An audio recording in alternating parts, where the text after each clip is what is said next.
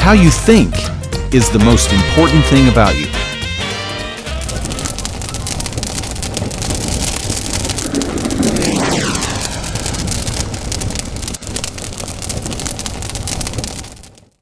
So welcome to the F1 Session 3. Today's session is all about the paradigm or the way of thinking about the sequence or the process of growth. Remember, we have talked already quite a bit about how growth happens in the spiritual world, or how our spiritual growth occurs. It's not just on a linear line that we're kind of one big blob moving from place to place, but the way that this happens is it's almost like concentric circles, almost like tree rings as we grow and expand. With each expansion, we increase in our capacity to understand, our capacity to think, our capacity to navigate, and our capacity to interpret what's going on around us. So many times it is when our circumstances are inviting us to increase that we all of a sudden get in this place where we don't know how to interpret this. We've just lost a job, or someone's just broken up with us, or a friend said this, or mom and dad did that, or something is kind of shaken our environment and our circumstances, and we don't understand it. And so we can feel like we've been taken advantage of, or we feel a victim, or it's like, oh, my world is falling apart. And it's just because we don't understand. We don't have the capacity to interpret the situation at that time. Naturally, just being alive longer and longer will help increase that capacity. But also, if we can learn the process of growth, then that capacity will grow and grow and grow in a much quicker way. We learn to grow in increments. Nobody starts at the beginning and just jumps to the very end. It just doesn't happen that way. You would never be able to handle all the pressure and all of the stress that would be involved in that. In fact, most of the time, even when we go from one level to the next level, we feel like our first thoughts a lot of times are like, oh man, this is too much. I feel overwhelmed. I can't do this. And but eventually we begin to grow, begin to expand into that area. But we learn to grow in increments. No one is capable of moving from immaturity to maturity all in one big motion. It doesn't come from just one big event. I went to this thing, or I read this book, or I saw this movie, or I talked to this person one time, and all of a sudden, bam, I'm there. Even though you might feel like you have grown a ton, just because you feel that way doesn't necessarily mean that you have gotten to that level yet. So growth always comes to us in the form of a process or the form of some type of a sequence. And we're going to be going over 3 or 4 different sequences in today's session, because I want you to get an idea of what the map might look like for you. I'm going to be using some map ideas from my own life, and many of the people that I've spent a lot of time with, helping them kind of navigate through their story. It all seems to kind of come in the same direction. Everybody's map tends to have the same stuff on it. You will probably have different experiences along your journey. However, there are very similar stopping points along the map for everybody as the Lord expands us and draws us closer to Him and moves us, as we've said, more and more into that position of our ultimate metron, or our ultimate purpose.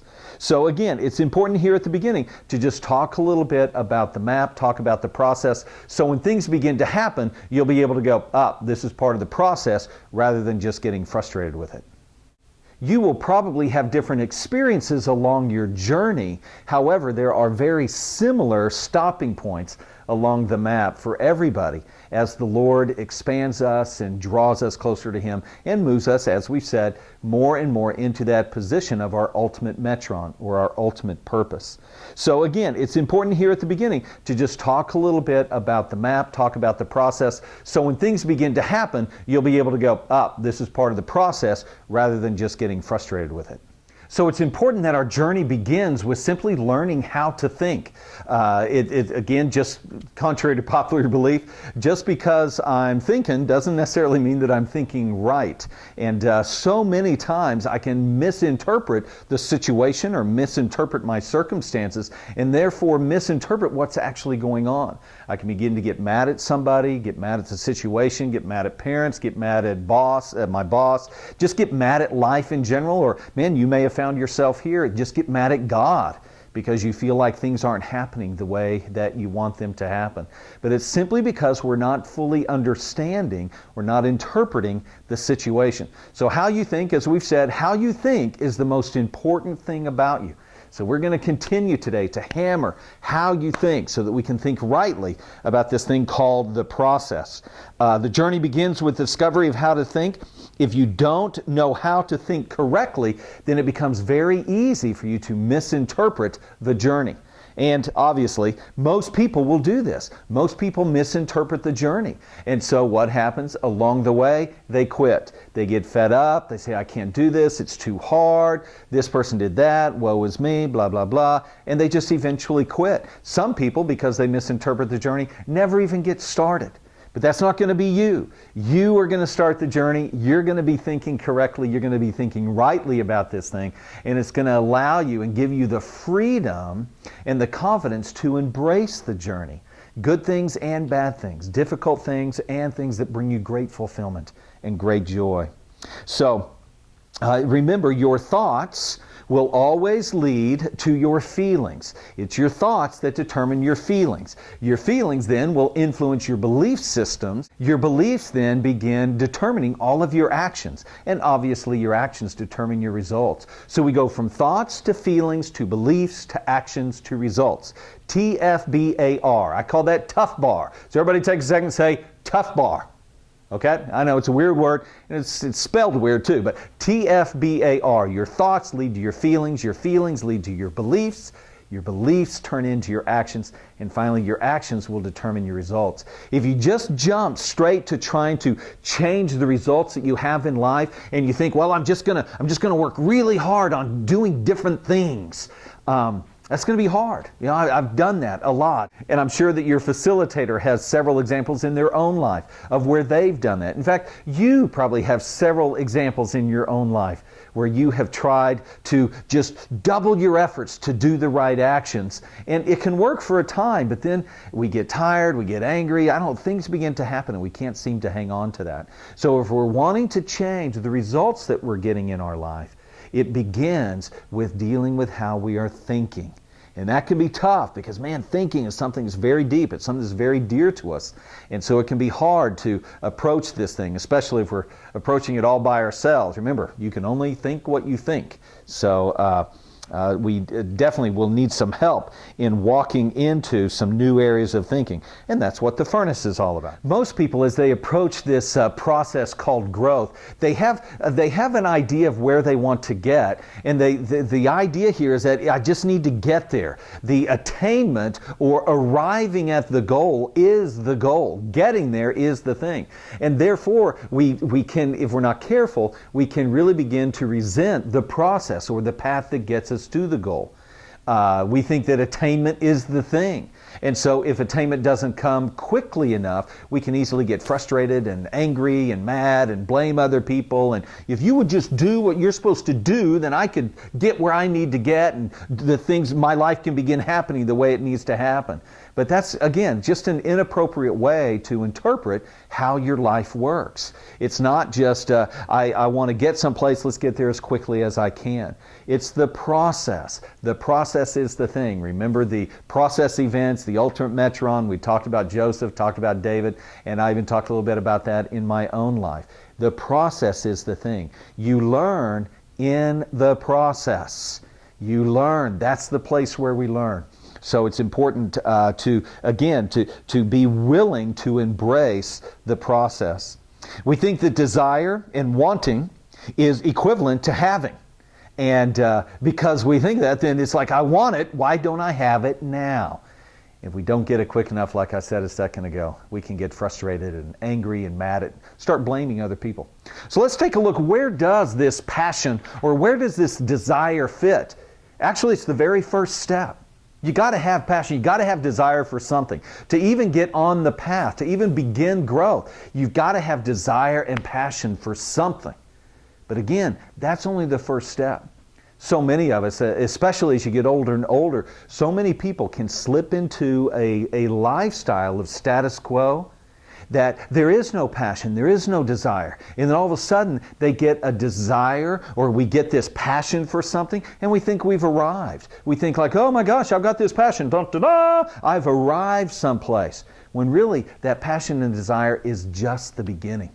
You see, the passion here is simply the desire for change. It's the very first step when we're looking at this path toward identity. Passion is just the desire to change. But it's the passion that leads to gaining vision. Once we have this desire to change, then it opens us up to begin to get a picture of what change possibly could look like. Once we have a picture, then we can be positioned so that change can begin taking place in our life. So we go from passion to vision to position. And then our next step is into selection. And selection is simply, we are selected to accept the change. Somebody selects us out of a group, or somebody chooses us out of a group and says, would you like to accept the change? It's kind of like what we talked about in our first couple sessions here with the furnace.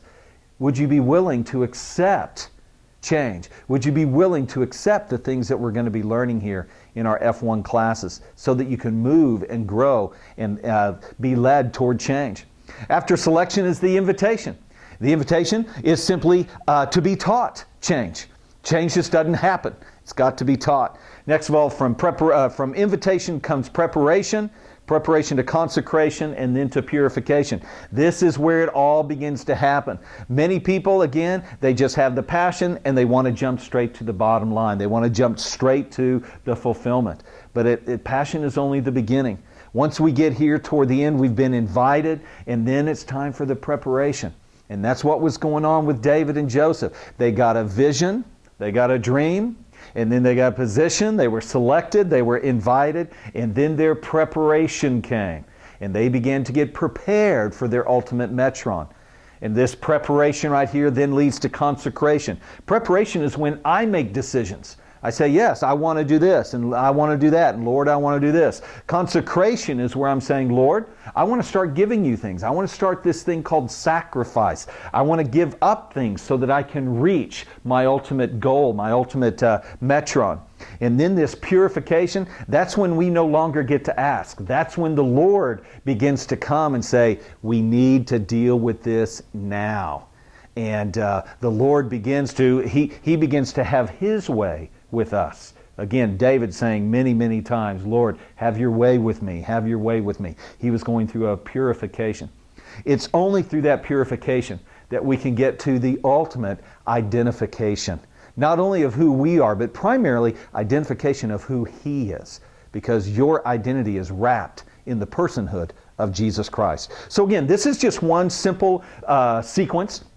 And I want you to be careful too that it's not just you a big blob and you're going from one to the next. Oh, I screwed up, got to go back to the beginning, and all this kind of stuff. You can have many different parts of your heart, many different parts of your life, and one of them can be all the way down here in the purification, another one is up here in passion. They can be all over the place all at the same time because there's so many different rooms, so many different pieces, so many different characteristics about you and I, that the Lord can orchestrate all of that in His timing if we will be willing. Many struggles in life simply come up because we're impatient.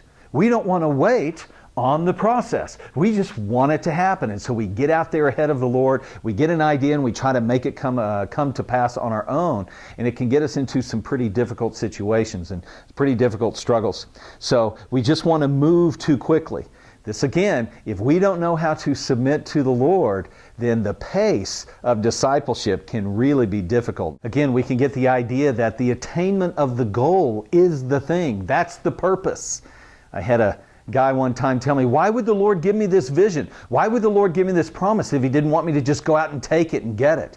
Well, there's a ton of reasons for that not to happen. Vision is always, I love this back here up at the top, vision is always a test.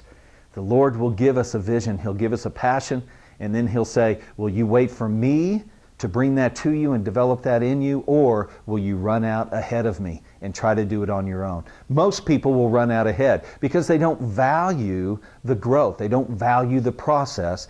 Our primary value is in the attainment of the thing. And it's just very backwards in the kingdom of heaven. The kingdom of heaven, the value is in the process. So the value is in learning how to work for the growth, or learning how to work through the growth, and learning how to grow. So it's important that we know how to do that. Also, one other thing, as we drill down through this and go, I'll use red here, as we move from passion to identification, the level of sacrifice, I've got a little cross here, but the level of sacrifice gets greater and greater and greater as we move down. And it's not sacrifice of the people, it's my self-sacrifice. If any man would come after me, he must pick up his cross and die to himself daily and follow me. So as we move through this process, those sacrifices become bigger and bigger and bigger until we reach the ultimate place of identification of who the Son of God is. Another quick sequence that we have there is simply, once we have identification, it's not over there. Now we're going to move from identification all the way into production. Identification leads to purpose. Once I have purpose, then I can understand, okay, now I know what I need to do and what direction I need to go in. Direction gives me action, and action leads me to production. You may be sitting there right now kind of wondering, man, what the heck am I doing? I'm in school right now, or I'm in this job right now, but I don't really know where I'm going, don't know how I'm going to get there. I really don't have this picture of a future or anything like that. Begin asking the Lord to stir your heart, to stir the passions inside of your heart, to stir desire inside of your heart for your future. Because that is truly the abundant life, is living a life filled with production and filled with purpose. But again, so many times, because we don't understand the process, we don't understand how this thing works, we can spend a lot of our years feeling like we don't have a purpose, like we don't have fulfillment and so forth, and we're just trying to make enough money so that we can do the things that we want to do in life. Just want to be careful not to fall into that trap. So it's interesting, once again, our role in this whole process is simply to be willing to be led by the Holy Spirit. It's not the movement through this is not my responsibility. The movement is up to the Lord. The movement is up to the Holy Spirit. Now again, I want to settle on that thought for a second. The movement is up to the Lord. It's not up to me. My role in this is to be willing to be led by the Holy Spirit. Once again, probably most of my struggles when I was young in my relationship with the Lord was that I didn't feel like I was growing fast enough. And so I would try to do things on my own. I'd try to read my Bible more. I'd try to pray more. I'm going to be a better Christian type of thing. I tried to take the reins and make that happen quicker on my own. But it's the Lord's job to do that. It's very interesting. I would even say that obedience is not your job. Willingness is your job. Willingness is your role in this thing. We'll get into that a little bit later. So this idea that God is the one that decides the movement, I mean, this kills people that want to be in control. And you probably are sitting there right now going, there's no way this is going to be true. You might even be throwing things at the screen right now. But God is the one that's in control of the movement. And man, this can be really, really difficult if you're one that loves to be in control. Turn to the person on your right and tell them, you're probably the one that loves to be in control. Let's take a look at another very specific sequence and process. And this would be the sequence of development of leadership, or developing a leader. This is shown over and over again in the Bible. It's also been done, I've done this several times in my own business. And when I am training young leaders, this is the process that we go through. I don't just say, hey, you're good looking, or hey, you've got talent, or hey, you've got people that like you a lot. Why don't you come and be a leader? I actually work them through an entire process and a sequence that helps prepare them for leadership.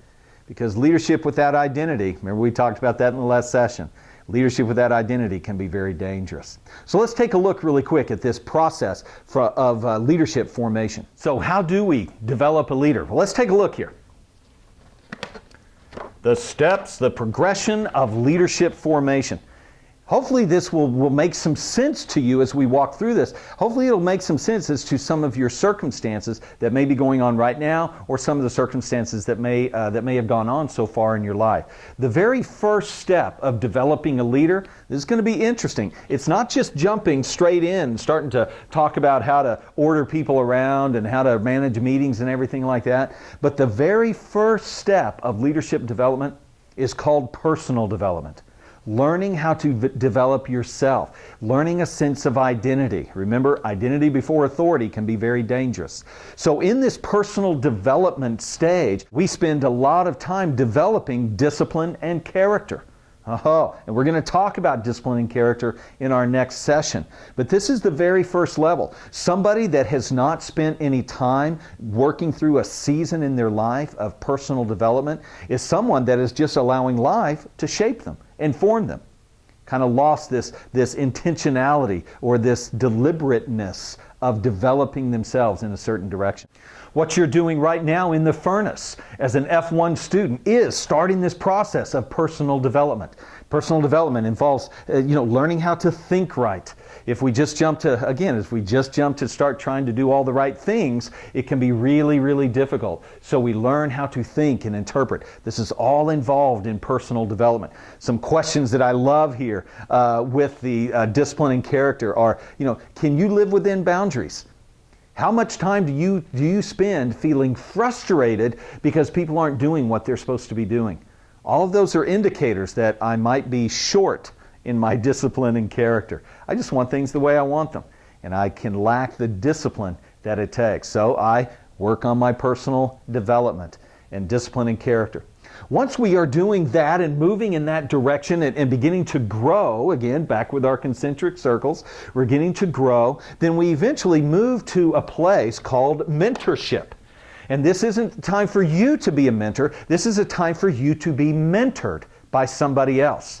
If you have not done the groundwork of personal development, then when it comes time for you to be mentored, you won't be prepared. Guys, I fell into this trap. I always wanted a mentor, but when people would try to speak into my life, because I hadn't developed much discipline and character, they would say, well, Clay, you need to do this. I would get mad because I didn't want to do that, and I would move away from them. I would leave them, and I wouldn't stick around much longer because I was weak in this area.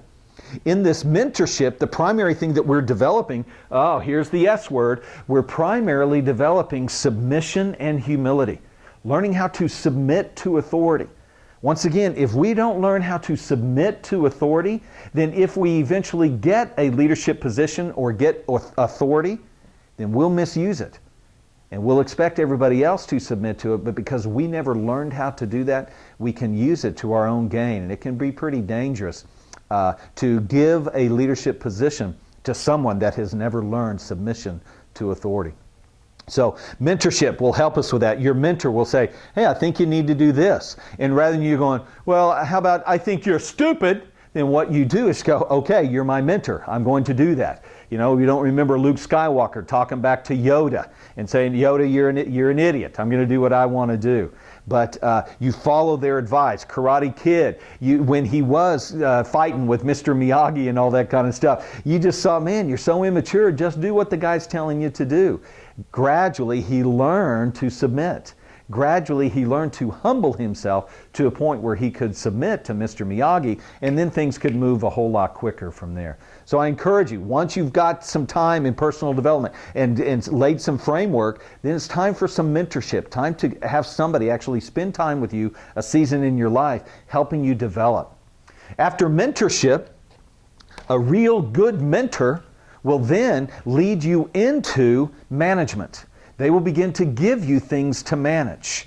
And again, it's important to see here, management, we always manage things. We don't want to manage people. People hate to be managed, but we need to manage things, schedules and products and production and my time. I need to manage money, and I need to manage all of these things, but we don't manage people. Now, in management, the primary thing that we're learning here, the characteristic that we're developing is simply integrity and dependability. The question is, can you manage somebody else's stuff without stealing it? Can you manage somebody else's stuff without stealing it. In other words, at this level of management, the question is, can you be trusted, can you be depended upon to see after somebody else's stuff without stealing it, without taking it and using it for your own? This is huge. So many people will get into a management position, and because they haven't learned this, they use the greater level of authority for their own gain. And they begin to take from other people's vision. Yeah, I'll take that job because it pays more. All right? As opposed to learning how to manage somebody else's vision. If you can't manage somebody else's vision, you won't be able to manage yours in a right way. And so what will happen is the Lord tends to delay giving us more and more because we are not being good stewards with what He has given us so far. Okay? And then finally, after management, we finally grow into this place called leadership. And this is when we actually begin to learn how to have vision and strategy. It's not just seeing a picture, but it's also attaching to that picture a strategy on how to make that picture come about. So again, this is a sequence. Again, you're not one big ball going from one thing to the next, but there may be some areas in your life where you need to do some development. There may be other areas at the same time where you're already in mentorship or in management. Does this make sense? Hopefully it does. Raise your hand if this makes sense. Okay? Good deal. Hopefully everybody's raising their hands. But this again is how we develop young leaders. To just see someone that has a little bit of a talent and put them into a leadership position can be really dangerous because they haven't worked through the process.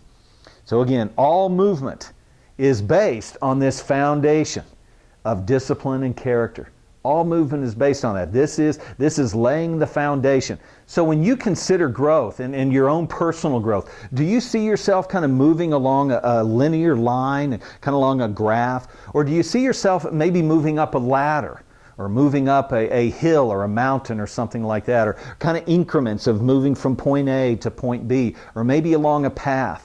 And sometimes feeling like you're just one big ball, and then all of a sudden you're doing well and you mess up and you feel like you have to go back and start over again. Have you guys ever felt that? Raise your hand if you've ever felt that before. I know for me, that was how I interpreted growth. That's how I saw it. And so I was trying to move myself up this ladder or move myself along this line. And it was an inappropriate way of looking at it. I remember one time, a long time ago, the Lord gave me a picture of my heart. It was really cool. It was very, very encouraging. It looked something like this. I had this view from above, and we'll draw a nice little heart like this, okay? The Lord gave me this picture, and it was a view from above my heart, and I was looking down at it, and my heart was made up of a whole bunch of little pools. And each of those pools was filled to the very top with some type of a liquid, some type of a fluid. It looked like water, something like that. But the key thing is that it was totally full. And so I looked at that and I went, thank you, Lord. Thank you for letting me know that my heart is full and that I kind of thought it was really neat that I was full. However, the Lord goes, Blake, hold on, we're not done yet. Let me show you another view. And so what the Lord did was He brought me along and gave me a side view. So let's say now that it's a side view, so I'm looking at my heart from the side. And this was when reality hit in.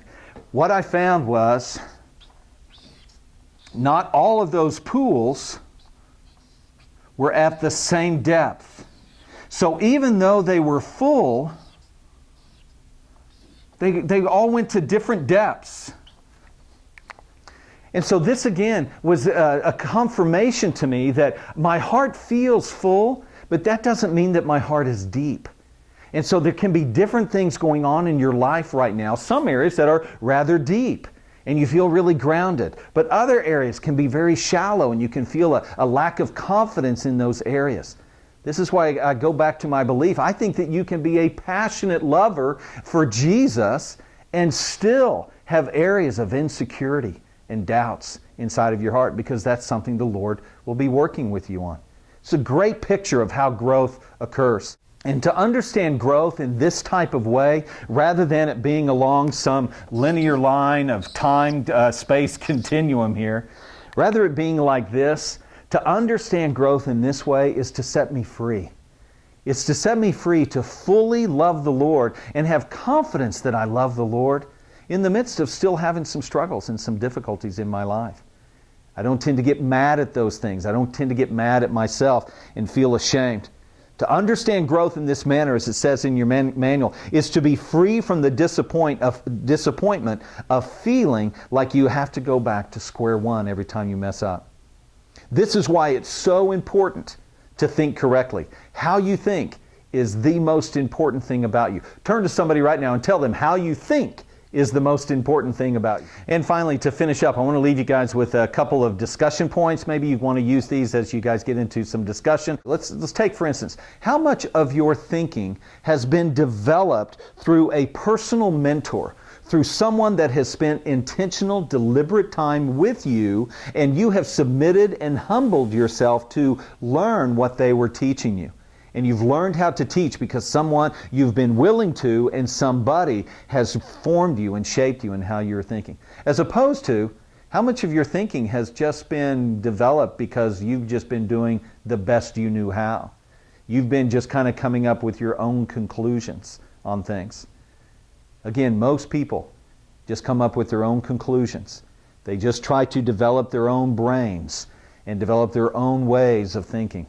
And it can be very dangerous because, again, chances are pretty good that you'll keep coming to your own conclusions because you can only think what you think. Another question here, are your passions and desires leading you toward action and production? Or do you find that your actions and desires are kind of fluffy, kind of like cotton candy in your mouth? They don't seem to last. If they are, you might want to write some of those passions and desires down and then begin to take steps, setting goals, not just to have the passion, but to use that passion as an energy to help you move forward. I encourage you to spend some time with your facilitator and begin thinking about a mentor that could be in your life, someone that you would trust, someone that you would feel comfortable allowing into your life, that you could be humble enough to submit to. So this is session 3. Again, hopefully we've given you some ideas on some sequences of how growth takes place. Hopefully you're getting a better idea. Chances are very good if you're like many of the hundreds of people that have gone through the furnace before. This is some new thinking. These are some new pictures of how growth takes place. I encourage you to spend some time talking about this in your discussion time. Hey, see you in session 4.